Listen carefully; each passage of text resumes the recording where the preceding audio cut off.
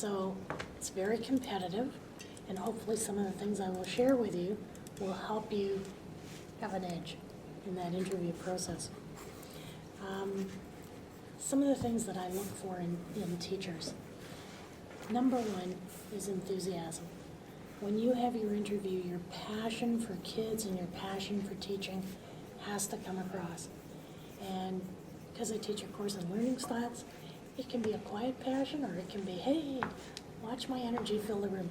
But it needs to be. So you have to have a nice blend of working with your associate, being a part of the school community, and what you did with kids.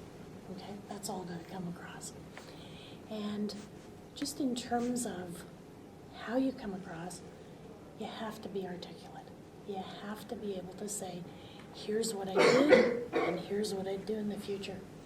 And be prepared. I was explaining to the last group, I've had teachers, and not just student teachers, I've had experienced teachers in my own board who've applied to me. Let's say I have a grade 2 posted, and they'll talk to me about the grade 5 that they're teaching. Well, great. Is that how well you're going to prepare for my kids? You know, or do you know something about the grade 2 curriculum? And can you say, at the grade 5 level, this is a science lesson I did. At grade 2 with this strand, I would modify it to look like this. So you're using multiple intelligences, you're using learning styles, you're using whatever, but you at least know what you'd be teaching. And that just shows me that you've cracked open a curricula and are prepared for the interview. And I think most experienced interviewers will do this for you as well. Your first question will be some kind of an icebreaker type question. You know, why did you apply to this school? Why do you want to teach grade 2 here at Conestoga? In your case, you know, you're a student teacher. What brought you to teaching? What experiences did you have that made you think, I want to be a teacher?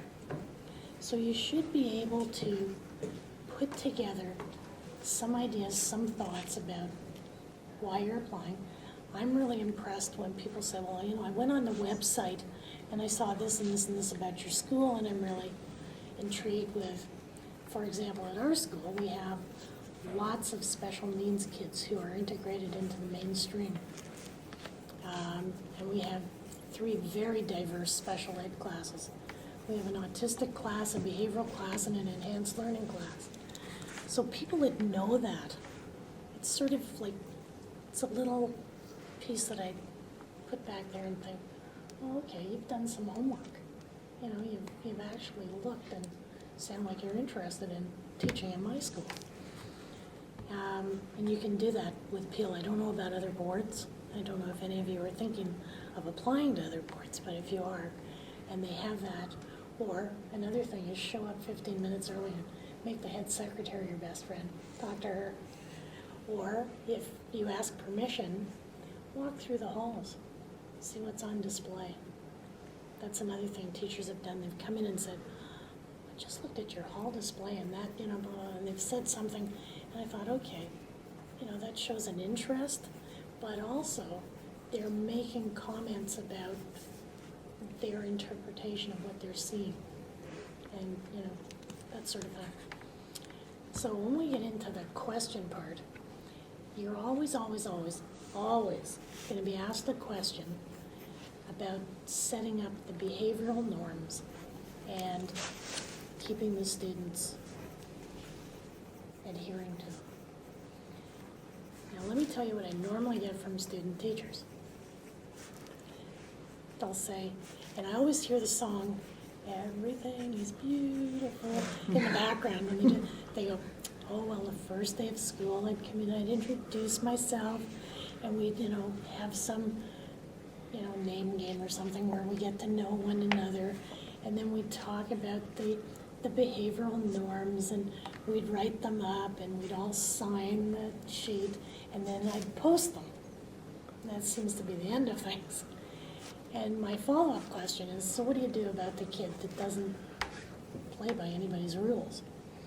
And oftentimes, there's very little follow-up, or It's like, well, if they were doing this, I'd take them out in the hall and talk to them.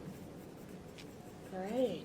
What are the other 24 kids in your class doing while you're doing that?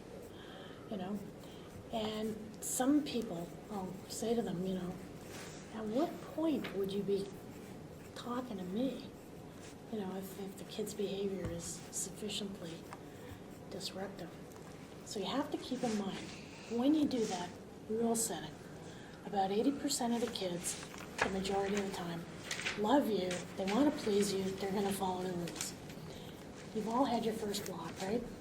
So you know that there are some kids, for whatever reason, and you've made them aware that when you're teaching, they don't use the washroom or sharpen their pencil or ask questions that are relevant. And they're like, can I go to the washroom? Or, So those are, I consider those low-level rule breakers. What do you do with them?